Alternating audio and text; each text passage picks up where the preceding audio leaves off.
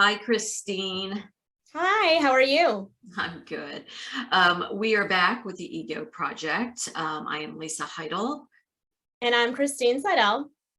and we are going to be delving into the ego and money today. Which, Mm. oh, it's going to be rich. It's going to be so exciting. And we're It is. not just going to be talking about money and finances, but we're also going to talk about our livelihoods Mhm. and how our ego or wounded ego impacts. And then we're also going to delve a little bit into the cultural wounded Yes, ego, yes. and which I think is going to be a new direction that we're taking it a little bit, is how our culture impacts what we do, how we make money, how we spend money, what we value in our culture. Yeah, So yes. I'm excited. Me too, me too. Okay, are you ready to get started? I am. Okay, I'm going to ask you a question that only you can answer. Perfect. Okay, so when we talk about money, Mhm. in my opinion, we're never just talking only about money. Is that No, accurate? 100%. That is definitely accurate. I think, you know, as we navigate into adulthood, we become much more aware of the value of money, right? And we start determining our value and our worth based upon how much money we either came from, how much money we have at the moment, and then how much money we anticipate to be making in the future. This became so clear to me one time. I was overhearing a conversation between these two friends, I suppose. I think they had been drinking a little bit, but they were arguing about something, and one of the men, it was two men, said to the other, "Why don't you go find some more disposable income?" As if it was a cut down. And I remember sitting there being like, wow, like these two people who have been friendly or are friends, when it came down to trying to find something that was really, really harsh, it was suggesting that one man had more money to spend as he desired.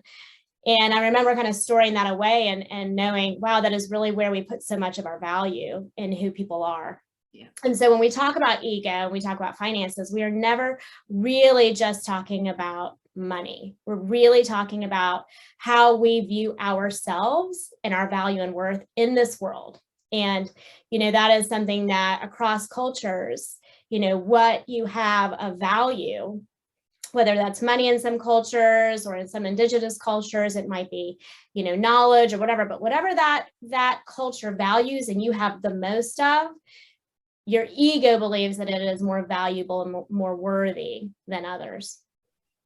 Wow.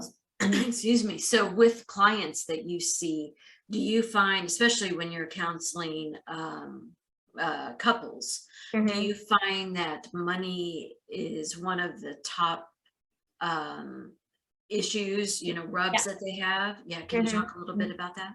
Yeah, I mean, money tends to be within couples one of the top three things that they're going to be arguing about, money, sex, and then their roles within the relationship. So, this oftentimes comes up when, somebody feels like the income is disproportionate for the relationship. So maybe it's that one person makes a lot more and the other person doesn't, and they haven't found a way to navigate the equality within the relationship. It could also be if, people in a marriage are in very different industries. Typically, especially in the American culture, we value business, medicine, law, those professions at a much higher yielding income than we do other industries like education, mental health, that is still a medical science, the creatives, writing, art, music, those types of things. So sometimes we have relationships, where one of the partners is much higher producing, one's much lower producing, but they tend to work exactly the same. And there's a disproportionate allocation of, say, chores at home, right? Even though they both work as much, it tends to be the person that's much higher yielding in their income doesn't do as much because they, even if it's subconsciously within the relationship, deem their role is much more important because they bring in more money. So, that's something that, I could volley back to you, knowing, I know coming from, education and therapy, which I remember in both professions and being in my undergrad and grad program, even the professors were saying things like, hey, don't go into this industry if you want to make money, because you're never going to make money, right? So for you, you're in the creative space, you're writing, you're in healing, you're in industries that tend to have a persona or a belief system that, they're not going to be, yielding much in finances. So how have you navigated ego in the creative world? That's such a great question. And I have to say it's an ongoing process. I don't think that I will ever be like, oh, I've mastered this. Right. When I get comfortable with it and come to terms with, that I will be doing other work at the same time that I do my creative work. Once again, as you so eloquently put it, there aren't stockbrokers and doctors who are like me, and I really need to make sure I have a side hustle. They're not out there having a plan B, you know what I mean? Right. Yeah. And most creatives that I know, I actually don't know any creatives, any writers who are able to make their livelihood based strictly on their creativity. Most, go into teaching. I do other creative work, Right. that allows me to, have my livelihood, build my income. And so for me, it really is an ongoing process. But for me, the creativity is more than just to make money. It's part of the tapestry of my life. I do believe it's my vocation. I was put here to write, to create, to share words.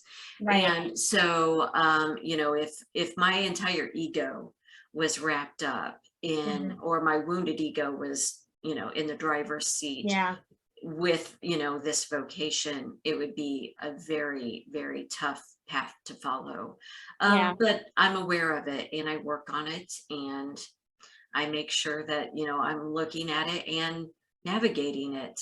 I'll tell you a quick story. I actually had someone who I respected very much and who I supported on a lot of different, in a lot of different avenues, because I believed in what he was doing. And I thought he respected what I did. And we were having a conversation and it turned to writing. He's like, I'm really glad that you found this hobby. Oh, okay. And I was so taken back, and because I thought, wow, one, he hasn't been paying attention. And I'm a published author, I have books on the shelves and I have other publications. And so, it's not that I present myself as this is my hobby. I introduce, I am a writer, I'm an author, I'm a creative, I'm an editor. And it really did have, I had to take a step back and kind of go, okay, that triggered my wounded ego. Yes. That word hobby did. And I was like, and not that writing can be a hobby, and any creativity. Yeah, that's not how it's my vocation. It's what I do. And it's part of my livelihood. And I put a lot of time and effort into it. I'm always learning. I'm always taking workshops, I always investing in it. Exactly. And so, so, having that external feedback was very wounding to my ego. And so I've done a lot of work around that. And doing that. So well, so do you find that there are a lot of people in the creative space where they are exceptionally gifted, you believe that they could make a very substantial living doing what they do, but that leave because of I guess the concern or so much attachment to the ego believing it's not enough, or it's not good enough, it's not a worthy enough of a profession? Do you see that occurring much in that space? I definitely do. And I think we've lost so many creative endeavors Yeah. that could have, been out in the world for that reason. I know even for myself, the time that I've spent having to navigate, Right. the wounding around, if you're not making money, and a lot Mhm. of it, it's Yeah. just a hobby. Correct. And I've had to navigate that, and I've had to work on it. And I know for me, anytime that someone, comes to me and, for a workshop or, Mhm. to ask me questions, I'm like, just do it. Yeah. It's split. There's Mhm. the creative process, Right. and then there's the business. Yeah, absolutely. 100%. Yes. Mhm. Focus on the creativity. When you get to the business, you'll deal with it then, but right Yes. now focus on that. And Mhm. I know for me that's been a saving grace, being able to Absolutely. navigate the two. So I think Yeah. that's such a great question. I think so many people, they look at the dollar signs, Mhm. Mhm. and they think, oh, what's the worst? Our culture is about acquisition and Yes. capitalization, and Yes. you know that's the US culture. Mhm. And Mhm. other cultures have a high regard for it. Right. For Right. Yeah. writing, as an example, Mhm. Ireland, has a rich history of supporting their Right. creatives. And, Iceland, Mhm. supports the writers. And, Yes. so there's a lot of other cultures who do. So Yeah. the US Yeah. just tends to look at the dollar signs. Yeah. Absolutely. And I think, kind of what I love when you said, we have the creative piece and then we have the business piece. Something I totally believe in is that, you can make money doing absolutely anything. Another story I can tell is driving home from grad school one day. And I think it was a day where, one of the professors had mentioned, you won't make any money at this. You'll make about 50,000 a year. I was like, wait, I'm coming from being a teacher. What are you talking about? Like, I know what grad school is costing me. No, I'm not moving from that to this if that's all I'm going to make. And I was seeing a lot in the industry, in the self-help and in the, mental health and in life coaching, where people were really making, um, you know, a large amount of money doing something that they felt very purposed in. And I think I was listening to XM on my way home, and there was a woman on there that was a pet psychic and was literally talking to pets on the phone and was telling the owners things such as, oh, little Poopsie, what's the other biscuits you used to give her? Or, she really likes the beige carpet. And I remember being like, wait, what is happening here? This pet psychic is telling these people like very obvious things. So I went home and looked this person up, and she was making millions of dollars a year in the UK, Yeah. speaking to pets over the phone, telling the owners they like treats and they like to sit on a beige carpet. And I was like, you know what? There is two different sides to this coin. There is doing something that I feel very called and purposed to do, and charging a rate that I feel like it compensates for that knowledge, skills, and expertise. But that is a lot of the ego work, because we have to get out of the wounding that occurred, right? And the wounding occurs possibly, because of our family system. Some of us are born into generational belief systems of lack and scarcity, right? And or we're born into family systems that value money over people, right? So some of this wounding occurs into the generational belief systems of the family systems we come into. And then we also have our own experiences in childhood with money, whether we're earning an allowance, whether we've navigated through having our own little business and being told we're not good at it, or being good at something and our family systems telling us that we'll never make money at that. We have so many things that occur in our childhood that really does create a belief system surrounding money. I was born in a very privileged and affluent family, but I was never given anything. I had to work. I started working at 14. I had to buy my clothes. I had to pay for my cheerleading, pay for my dance, pay for my car. I really had to churn money at a very young age. Now, if you look at me from the outside, because I'm an internalizer, right? I'm going to be very self-sufficient, and I'm going to incur and make a lot of money because I don't want anybody to think that I can't do something for myself. But really what that wounding said to me was, you're not worthy and valuable enough for us to invest in, right? You need to invest in yourself. So even people who are high generating, high producing, doesn't mean they don't have a wounded ego that they're still healing. And I think that's what we have to understand, is that the wounding occurs, whether it's wounding that has a belief system of lack and scarcity, or if it has a belief system of I need to always produce, I need to always churn, I need to go be achieve, and we see financial resources that come from it, there still could be the wounded ego that's still there. So how do people, and this is actually a question that I had from a male listener who asked, so how do we not allow our wounded ego to be the driver when it comes to making decisions in our lives? How do we navigate that? How do we not allow that? Wow. Can you speak a little to that?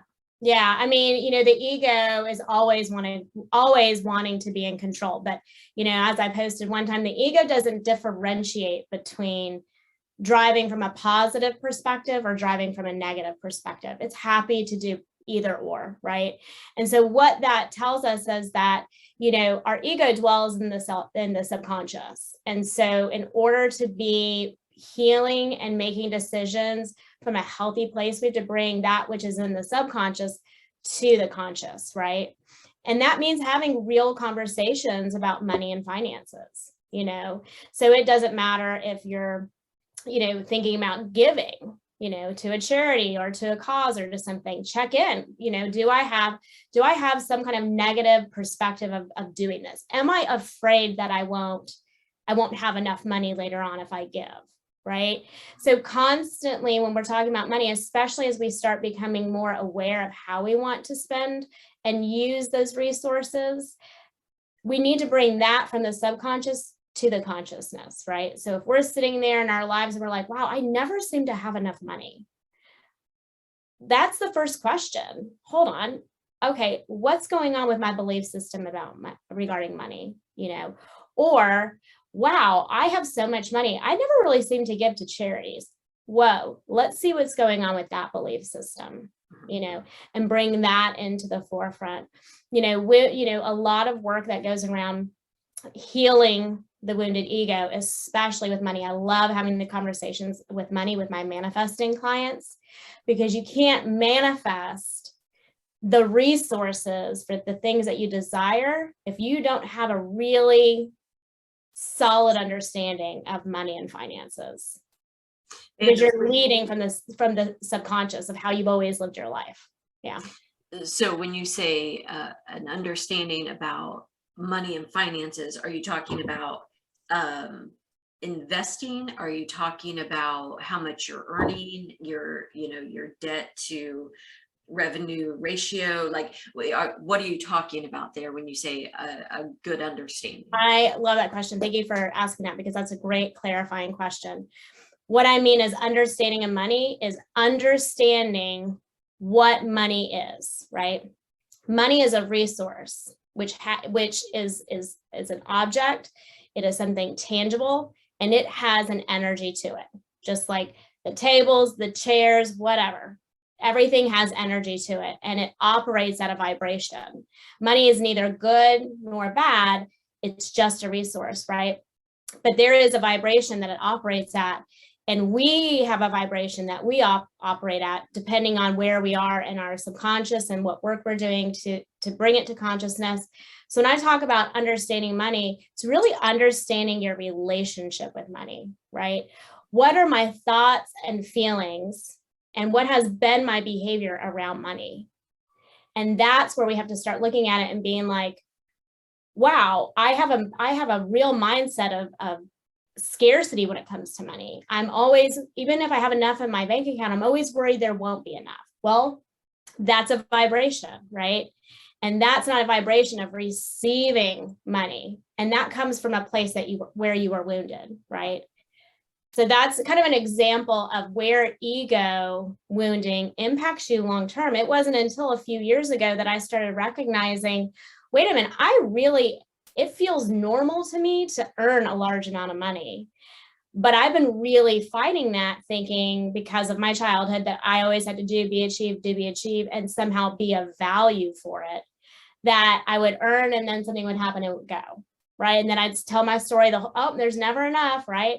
It wasn't until I really did that wounding of the ego that it was just showing up, and I was able to charge more for my services without having any weird feelings around it that wasn't in alignment. So great question. When we're talking about understanding money, it's understanding our thoughts, beliefs, and behaviors around money from the past and where we are right now.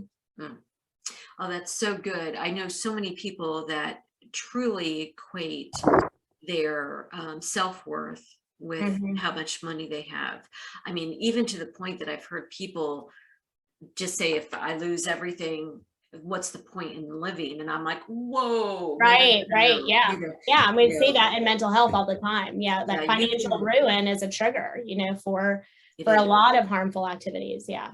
And it also, I think so much of it stems around from what you just said, that feeling of, if I don't have what I deem as enough, then I'm in fear.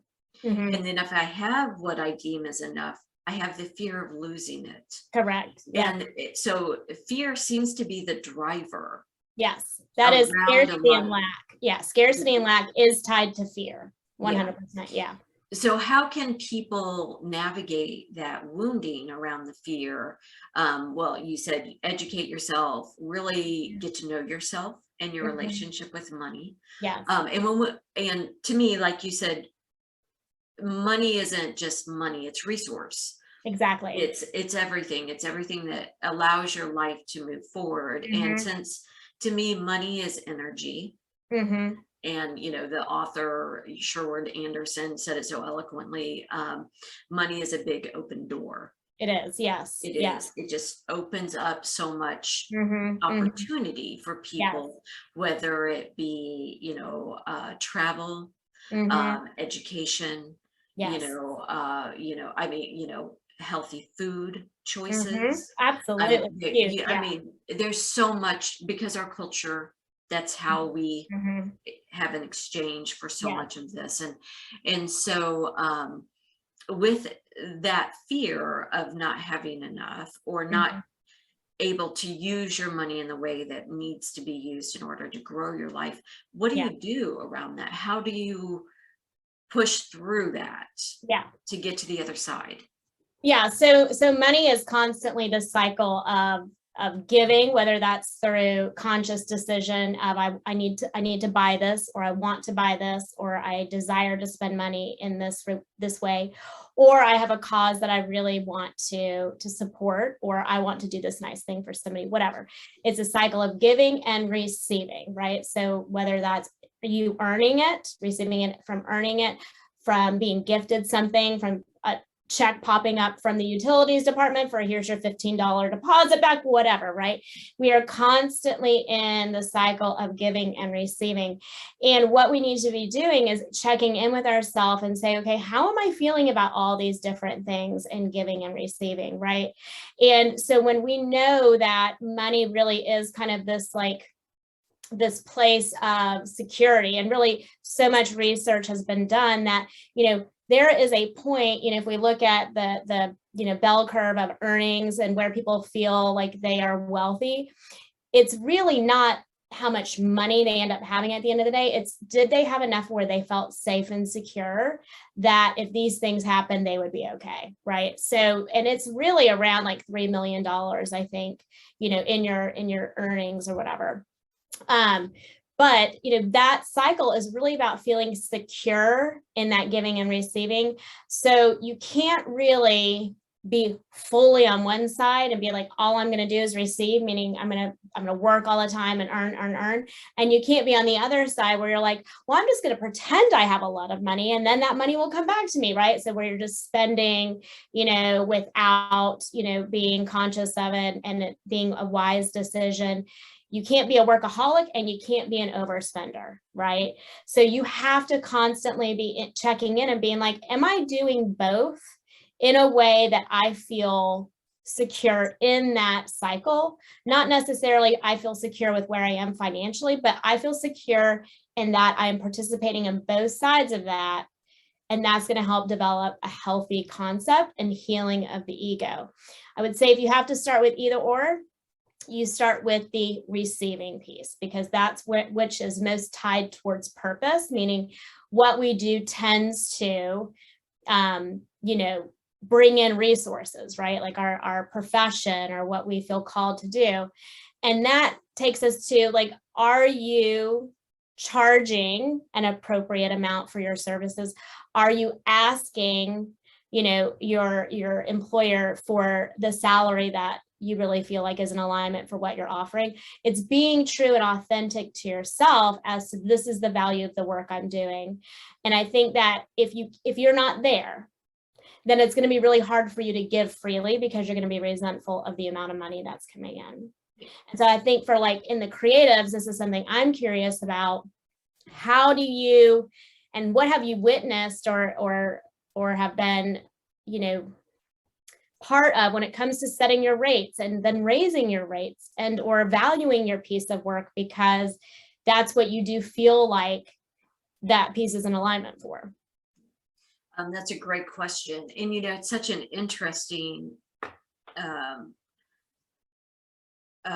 exploration of the energy exchange between, Yes. the creation and then the offering of it, and then the receiving of it. Yes. In return. And once again, it's an ongoing Yeah. growth opportunity for me when it comes to sharing my work and receiving the exchange, monetary exchange for it. And since for me, I grew when I grew up, the internet wasn't quite where it is today, and I think technology and different platforms are changing the way that people are having that cycle. Right. Creation. Absolutely. Yes. It's much more immediate. It's much more, it's starting to become affluent. And then, and there's people falling in different camps where it's like, well, we're losing what creativity is, whether it's being, the commerce. And so a lot of different aspects of it. For me, to be sharing my work and it's being part of my livelihood now, it has been, it's been a challenge. I'm not gonna, it's because as a writer, you sit in a room for, 1 to 2 years, on, the low side, working in a vacuum. And hours upon hours. And, you cannot ever have that monetary exchange for the investment of the time. And so then when it goes out and, you start either not getting money back for it, or starting to get an amount that you do not deem worthy, or it's more than you expected, a lot of ego work is going into Absolutely. I'm sure. Absolutely. It's like a piece of yourself, right? Like a big piece of, you almost have the giving piece of that cycle first. You're giving this part of your work, you're giving part of your creativity to this piece without knowing what the receiving end will look like. Yes. And it's an interesting, there's very few things in our culture that do that. Right. So, as an example, if you build a house, you invest your time, your energy, your money into the supplies for the home. Right. And then you build the house, and with the understanding that if I need to, I can sell this Right. right? And get my money back. And, Mhm. and it's very tangible, Right. right? In the process, you're seeing Right. it, Yeah. the walls come up, the windows go, Mhm. you're Mhm. seeing it. Yes. But when you're creating, it's once again, you could just be creating for yourself. You don't Right. know. And I do that. Many things that I do. I write poetry. No one's ever going to see that poetry. Trust me, I no don't one know. wants You to never see know. it. It might be an alignment for you later. It's very self-indulgent, but it's for me, and I do it for Right. me, and that's okay. But I do want to share my work in the Yeah. world, and so figuring out how to navigate the ego with that, and also, a lot of people don't know this, but especially when you're beginning as a writer, you do a lot of things in exchange. Mhm. So, as an example, you maybe give a story to a Mhm. journal, and the Mhm. journal prints it, and your payment for that is they are printing it. Right. Right. And Mhm. so the exchange there, it's an energetic exchange, but it's not a Right. monetary Correct. energetic Yeah. exchange. And so Interesting. you Okay. have to get your mind around that Mm. there is an exchange here. It may not be monetary, Mhm. but it is a giving and a receiving. Right. Right. That must be, I mean, there must be, I think, while you're working to get to a place where you are getting financial resources back rather than the trading just to be able to get your name out there and get exposure and stuff, there has, I mean, you have to be doing ego work during that time, because that cycle, although it's happening, it's not happening in a way that our society really reinforces. Yeah. So that could be a place where we were talking earlier about people coming in and out of that space because they just, it's too much to be able to not be in that place and have that affirmation and validation through monetary, Yeah. compensation. Well, and once again, that's where, in my mind, and I'm very right brain, left brain, Mhm. and which I'm so grateful for, because if I was, too right brain or too left brain, Yeah. Yeah. so I can split, like, okay, this is my season of creativity, Mhm. Mhm. and Mhm. this is the focus that I'm on. This is what I'm doing. And whether it's research, writing, editing, Yeah. and then I can switch over to, okay, now I need to be out front of people. I Right. need to be Yeah. doing readings. I need to be selling, Mhm. and it Mhm. is selling your Yeah, work, absolutely. Yeah. and then you step out into Mhm. the front of the camera, basically, or in Right. front of the crowd, when we Yeah. could actually be in crowds, and yeah, and we do that, yeah. And so we just go through that process, but I Mhm. think so Mhm. often so many people are derailed during that creative process Yeah. because they're so focused on the business. Mhm. Well, what Mhm. if no one buys it? What if I miss Yeah. the window of opportunity? What if my family hates it and they go out, so a lot Right. of different Right. things, right, Mhm. and go into that. And so I Mhm. think just a healthy mental split between the Yeah. two, you kind of push that away. There'll be time Mhm. for it. There'll be time. Absolutely. Yeah. Yeah. And I think, what that really kind of brings about, and I just wrote an article about, what does it take to be successful?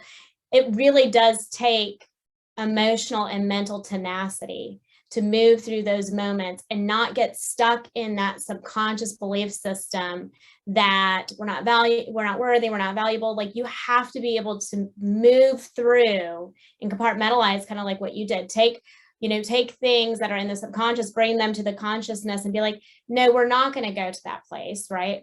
And there needs to be some work done there, but I'm going to move through this moment to the next moment, because that's what it takes to get to where I need to be, or to bring this project to where it needs to be.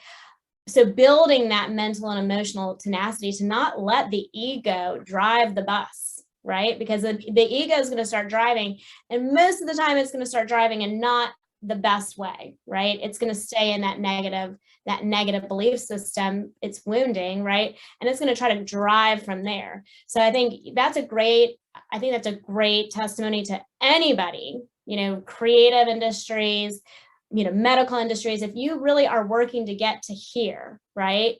Have that mental and emotional tenacity to move through moments without letting that wounded ego start driving the bus again.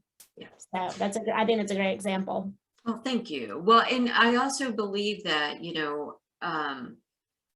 we can choose to believe our culture. Right. We Absolutely. can choose to believe it. We can choose, I could easily go hop on the bandwagon that says that your worth equals your bank account. Yeah. Okay, I could do that. Or I could say, you know what? I am a full human being with a lot of different aspects to offer. And, how much money I bring into the world is not part of a reflection of my worth. And, my worth is how I treat people, how I, make amends if I've harmed others. Yeah. It's a reflection of my character. It's also for me, my creativity. I'm here to offer story to the world, and I'm so grateful I was given that gift, and I'm not going to squander it. No, and I know we're going to talk about this in another podcast later, and I kind of touched back on this when we talk about the energy of money, but like that's a big piece. Manifesting is such a buzzword right now, but we see people out there making beautiful lives for themselves, with income, but also in lifestyle and being able to do the things that are important to them or live a life that's important to them, because they learned how to step into a space of doing what feels really good to them and living a life that feels really good to them, and doing that work to not have that wounded ego constantly playing. That regardless of your industry, you can get in alignment with all of that, whether you're selling, pet psychic services on the phone, or, you're a software design engineer, or you are a music composer, or you're a therapist or a life coach. Like, we live in a time where we have a lot of opportunity, but we've got to get out of that wounded ego. We have to get ourselves in alignment, because we will manifest the resources that do feel right to us, right? Like I was saying the other day, I really do feel like a private jet is really in alignment for me. I don't know if that's just one day I'm going to ride on one or if I'm going to have one, but that feels really in alignment for me. I don't know how that's going to play out, but I trust that if that feels in alignment for me and I take inspired action, that in some way, somehow that's going to be part of my life, And so I think, I think our culture is really on a shift. I think that for so many years, we've been in this like do, be, achieve, and achievement is measured by how much money you have. But I do think as a collective, we are shifting into a time where valuing the diversity and the unique purpose of each person has a lot of worth to it, and a lot of even financial value to it. And we're starting to respect that, I think, a little bit more, and celebrate that a little bit more, and move as a collective to take some of the things like the creative space or the mental health space or the education space and say, hey, wait a minute, these have just as much value as medicine and law and all these things. But previously, education, mental health, the arts, those have all been deemed more of feminine or female, industries. And so, what I really would love to talk to you about is, what has been your experience in seeing some of these industries that you've been involved with not acquire as much financial resources, and maybe having, people having to have multiple hustles, and that the industries that are predominantly female driven. What has been kind of your experience with that? I think that's a great question. And I think there's, the use of the feminine aspect, almost like soft skills, right? Yeah. Mm-hmm. And I think we're moving into a time where we're shifting that. That's my belief. I think that we have seen enough of the wounded masculine ego. Yes. I think that we are starting to understand that, once again, life is a tapestry, right? It is it encompasses everything that we do. Like you said earlier, we can, if we're only, working in order to achieve and to make money, and that's our goal, there's other aspects of our life that suffer. Right. And, I actually just came back from a trip, and I went to Greece, and I mean, that is a very historic culture, right? Yeah. I mean, the Yes, history right. there, and they are still referring to, literature that was created, thousands and thousands of years ago, Yeah. Yeah. and it's built into the culture. Mhm. And I think we're going to see that. We can't forget that the US, we're infants. Yeah. It's a baby Little babies. country. Exactly. It's a baby Little working babies. with little working babies, and we're still learning how to do Yeah. this. And 2,000 years, we're going to have a different viewpoint, Right. Right. and that type of thing. But I do truly believe that, once again, it's your culture supports what it values. Our culture right now values money, Yeah. and position, and power. And usually power has money behind it. Right. Yeah. We see that in so many different arenas. Mhm. And I think a shift in perspective and a shift in our spending habits make a huge difference. If we're Right. supporting creatives become important. Right. Yeah, absolutely. Right. Does that make sense? So if we put our money behind that, Yes. then that's what we're going to receive. So yes, I do believe that there is a hierarchy when it comes to supporting, education, Yep. mental health, creativity. But I also think that we can shift that. Yeah. But I'm a diehard optimist, so I don't know. Well, all I know is that we're going to be making some money in the future with our soft skills. There's also, and I love that you are like, you know what, there's things that I want that will make my life easier. And I think we have this almost a wall that we throw up. Yeah. Where by stating what we want and what we desire, that there's some stigma attached to that. Right. And Right. I don't think that there is any stigma attached. I think that, if someone is wanting, a jet, as an example, Yes. Yeah. then want that. Yeah. That has nothing to do with me. I want Yes. it for you. Yes. And, and we're, we live in a culture that it shames people for That's it. their Yep. ability and where they're at, and there's the station of their life, and our culture does that. And well, they're deserving of not having. Right. They need to work harder. It's like, I'm sorry, there's been times in my life that if work equated my bank account, Right. I would Exactly. have been a multi-millionaire. Yes. I'm working 3, 4, 5 jobs and in order to make ends meet. And I'm like, I think there is a disconnect there, because that is not the way it works in our culture. And so if it did, I can guarantee you a lot more people would have 3, 4, 5 jobs, or the other way around. They would only have to work one job to make to have a livelihood. And so I think for me as a creative, being able to do what I love to do, that's a gift. I don't ever think that somehow I'm better than anyone else, for any reason. And I make choices that support it. Yes. Boundary setting with my time. I cannot create if I'm doing for 4, 5, 6, 7, 8 people. No, you can't. I can't. And and I choose to follow this path. No one forces me. No one's sitting around going, when you're going to get those stories done, Lisa. It's like, right. It's like, other than publishers, but we're all on the same team, right? Yeah. They're Yeah. supporting me to do that.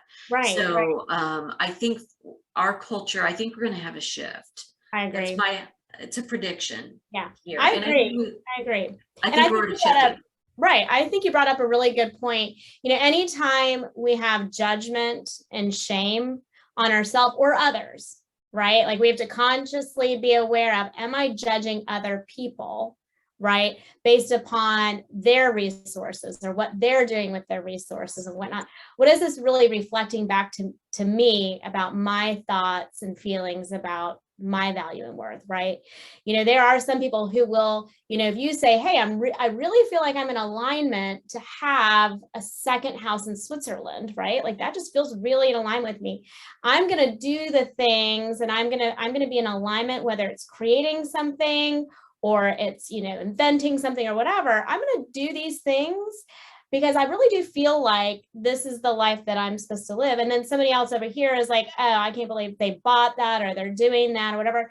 That's projection, right? That's projecting that they can't, right? So the person who's judging is actually subconsciously believing that they can't have that. And so I think part of that healing as a collective is like what you said, is that we are inviting everybody, no matter what industry they are, to come and eat at the table, to value their skills, to encourage them that they can have the financial resources that feels right and brings forth the desires that they feel they need to be part of. Somebody buying a jet is employing a pilot, is employing mechanics, is employing a jet making, company, is employing a local airport, right? Like giving of our resources is not for a thing, it's for the collective. Spending, giving out of gifts, giving as charity is investing into the collective. And so if we see ourselves judging ourselves or others, we check back and say, what part of my wounded ego is telling me that I'm not available to have that? And that's where we need to invite everybody in and say, ooh, what you do, are, and will be is a value. So let's see how we can support that. Yeah. Well, and also, we also can't forget that it's not just a monetary exchange, right? Like, you're saying, but there's ways to get things that you want in life.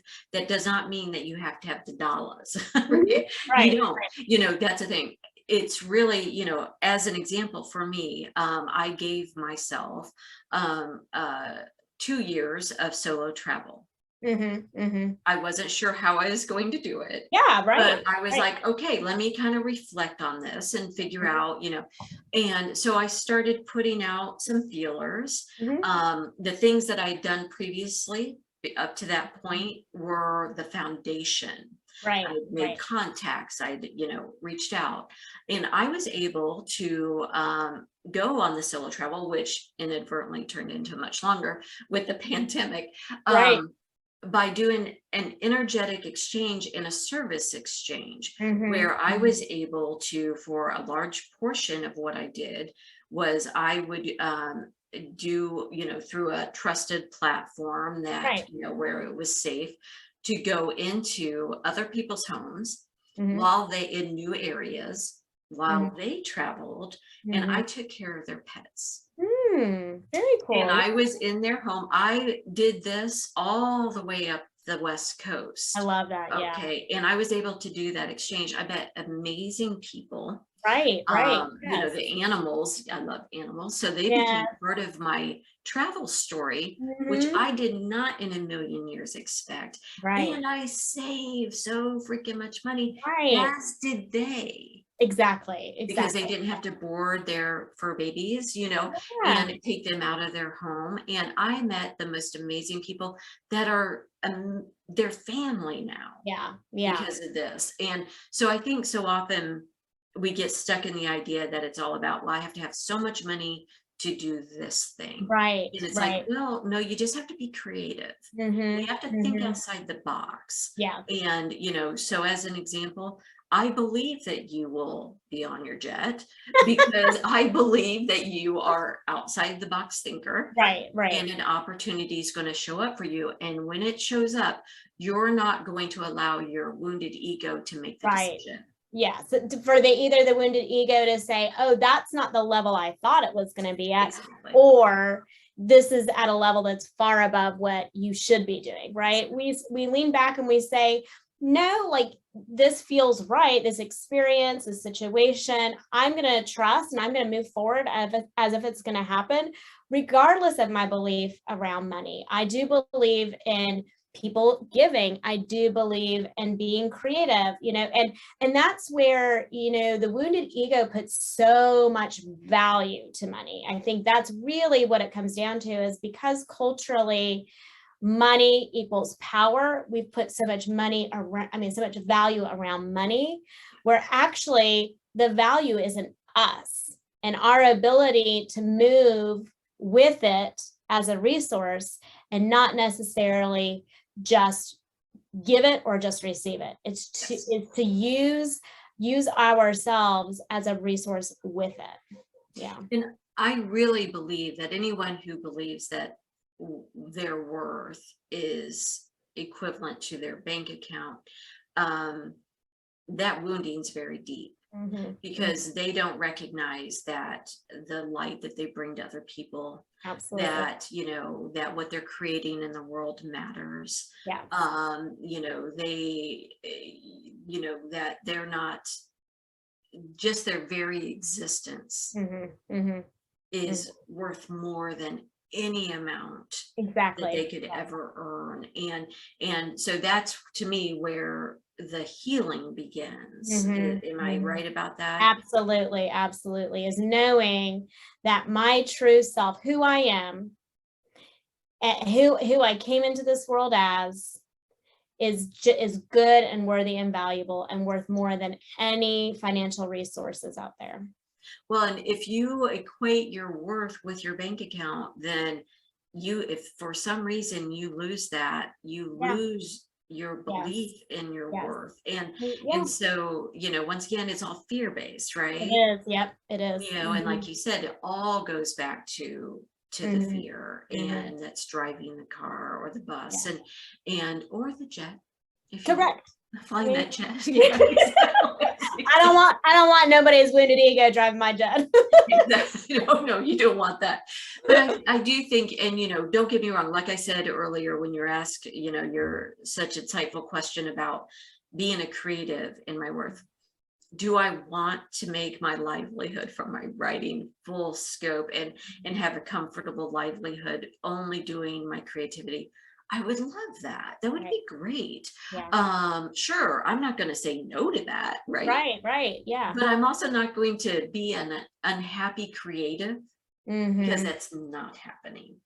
Yeah, and something I do know about you, Lisa, and I think this is something that'll resonate with a lot of people watching and listening, is that we don't have to be just one thing to be in alignment and to have the financial resources that feel good and let us move through this world as we desire to.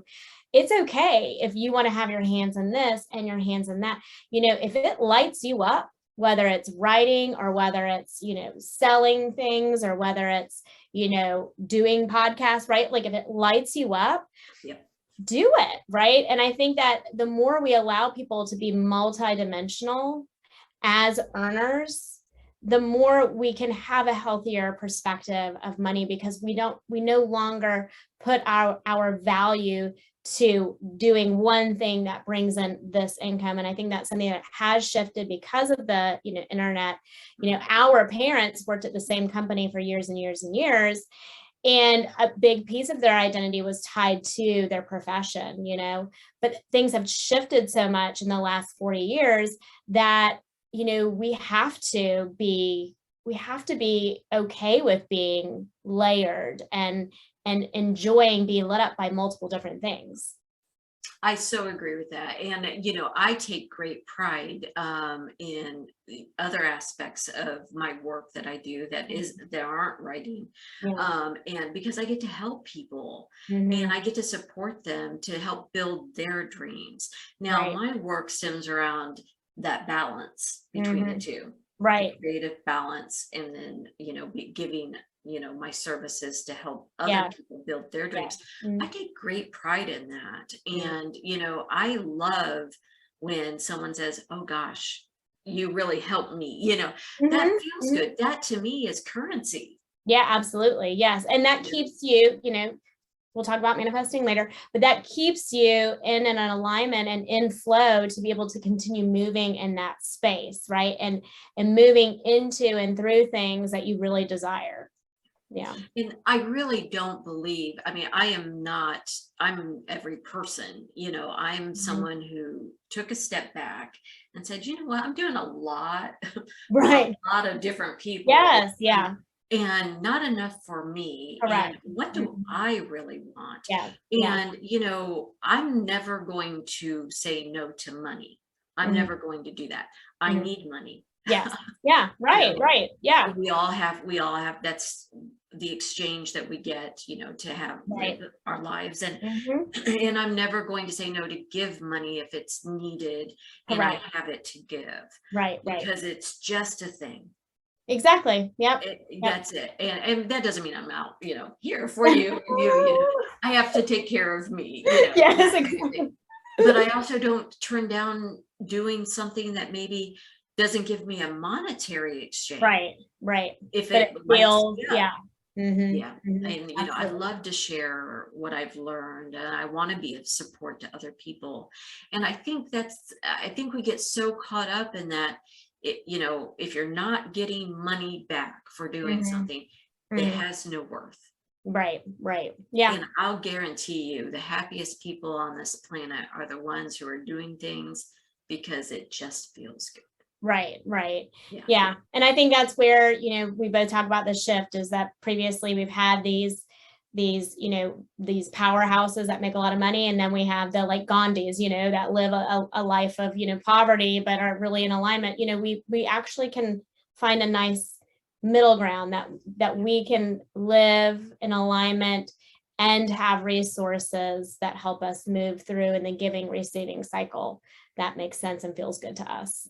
Well, and I think with this shift that I do believe we're going to see, we are already seeing it where people are no longer willing to invest, whether in the stock market as an Mhm. example, into businesses that are harming. Yeah, right, exactly. Yeah, people are Are now saying money is I don't care how much you're generating to your stockholders, knowing that you don't align with my values and ethics is more important to me. Yeah. Yeah. And we're starting to see that. And I think we're going to see more of it. And I Mhm. think we're going to see more people, like you as an example, and like me, Mhm. because we're both entrepreneurs Right, who, right. when we get, we give it back into Mhm. something Mhm. that's going to help others. Right, I know exactly. for you, the Rise Academy that you Mhm. created, that's helping so many Right, people, right. Yeah. children and families. And Mhm. so it's not just okay, give me, give me, give me. It's okay, Exactly.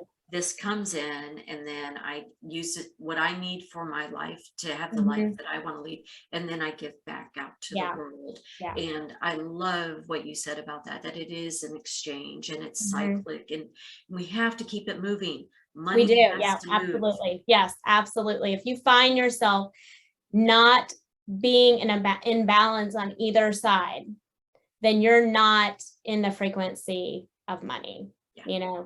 and that whether it happens now or whether it happens down the road, there will be a dysregulation that will impact your life. Well, how do we know? The final question here is, how do we know if we're dysregulated? I think that's a great question. And I think that's something that, when we have to pull the subconscious to the conscious, right? And so we know if we know the cycle is giving and receiving, right? We need to check in with ourselves and with our resources and with our family system, and say, hey, are we giving to things that feels good to us? Are we giving gifts to people that are important to us? Are we finding causes that are in alignment for us? Are we participating in things that we have the same values with, right? And then on the other side, am I doing something that lights me up and that I'm getting, compensated at a level that feels right to me? Am I available for people to give me gifts, right? If you can't receive gifts from other people, your receiving piece is not open, right? It's very closed. So, am I willing to, or am I open to opportunities that other people have brought to me, whether or not that's financially rewarding to me, or if it's something that I'm able to, bring in people and they can learn from me. We have an internship program, and that's something like, am I doing something within my purpose and passion that is also, growing my profession or growing, and helping people be educated. You have to look at all these different facets. And if you're stopping anywhere and you're like, you know what, like I've been meaning to go ask my boss for 2 years now, I'm making the same money for the last 2 years, and I have not gone to them and showed them everything that I've done, you're not in alignment with receiving. Right? Because what's happening there is you're now holding on to a wounded belief system that somewhere along the lines, you're not worth that increase in your salary. And that's breeding resentment, just like a relationship where we talked about in the ego project. It's building resentment, which will dysregulate the giving and the receiving, because we don't feel like we're getting what we are worth. We're not giving our best, most authentic self to that job, right? To that position. So we are like, so we check in, am I giving to causes, people, situations that feel right to me? And am I receiving gifts, incomes, salary, daily, hourly rate, whatever our generating funnel is, that feels right to me?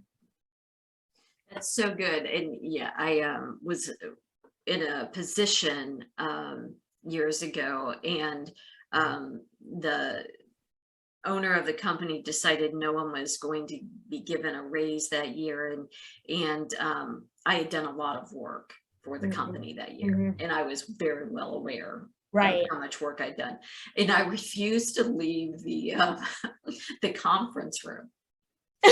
I refuse. I'm like, you're sitting in protest. Exactly. I'm like, we're not leaving. I'm walking out of here with something. Right. Or your recognition of the work that I've done. I mean, I just absolutely refused. And I think he was a little stunned. I was like, oh yeah.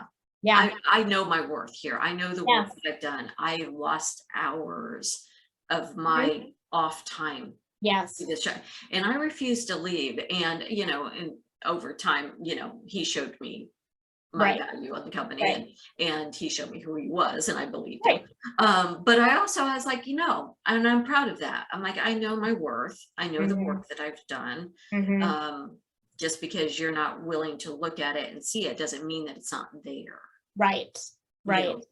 Your desire to hold on to your money, as opposed to be aware of, what you have received from other people. Exactly. Is dysregulate. Yeah. And that's where the dysregulation could have occurred, right? Is if you had felt that left was disgruntled, you would have started to go and have all kinds of stories playing around in that subconscious that would make it difficult for you to show back up, and we can feel that discomfort, right? So we can feel the discomfort of becoming aware of, wow, I'm not getting paid what I should have been paid. I didn't get my bonus that I deserve. But then we move through it, and move through it means, okay, I'm going to go talk to them and tell them, or I'm going to sit in protest, or I'm going to start looking at other jobs where I do believe I will be compensated at the level that I'm valuable with. It's when we don't move through that discomfort that the dysregulation occurs. Yeah. That's so good. And I think the more awareness we are of that, we can catch the dysregulation early. It doesn't have to get out of balance. It could be like, ooh, I'm not feeling very motivated to be going into work. Yes. And it's not just because I didn't get enough sleep last night. Like, you start paying attention to your body, and you start paying attention to your thoughts, and then you readjust, whether, like you said, start looking for another position. I've Yes. never felt depleted Yeah. when I'm Oh, like yeah. making a big life decision. Yeah. Exactly. Yeah. I have a great example of feeling the discomfort, but moving through it anyway. So, I guess it was about a year ago, I was seeing way too many clients during my week, to the point where I was really kind of getting taxed, I wasn't showing up for myself. And so my partner and I chatted and we were like, hey, listen, it's time for us as the directors, as, the most qualified or longest standing, and experience to raise our rates and set us apart from some of the people who are working under us. And I remember, that felt really right to raise them, but goodness gracious, did I not have a difficult time setting that rate, right? Because I had this real struggle with, am I worth that, right? Do I have enough knowledge, skills, and experience to charge this rate, right? So shifting that rate created a lot of discomfort, right? Like, and a lot of fear and a lot of thoughts about scarcity and lack. And what if I lose all my clients, blah, blah. And you know what? I sat in that discomfort and I went through it anyway, because I was able to come back and be like, no, I need to honor this about myself. This does feel right. Feeling overwhelmed, feeling burdened and burned out does not feel right to me or my clients. That's not good for my clients either.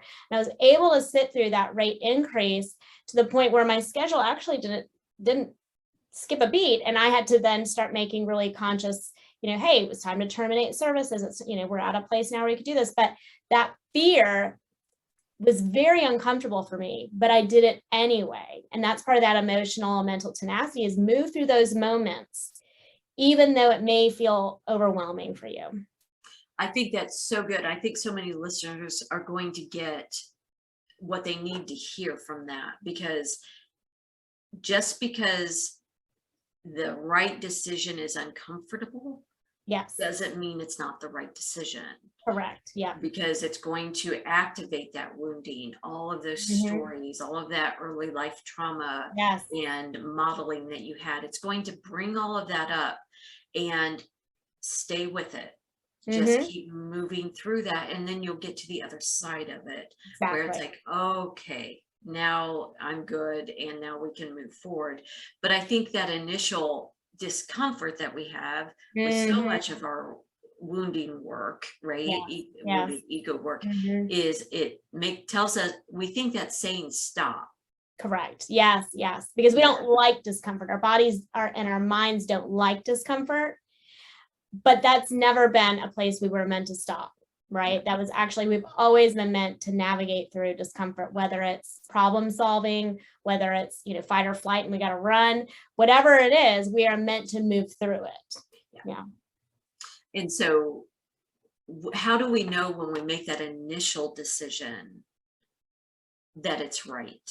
We probably sat with that decision for a long time before we actually made that decision, right?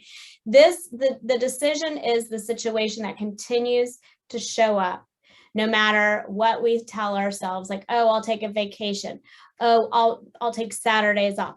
Oh, I will, we do all these things to try to mitigate it. But when that scenario continues to show up and it says the same thing, right?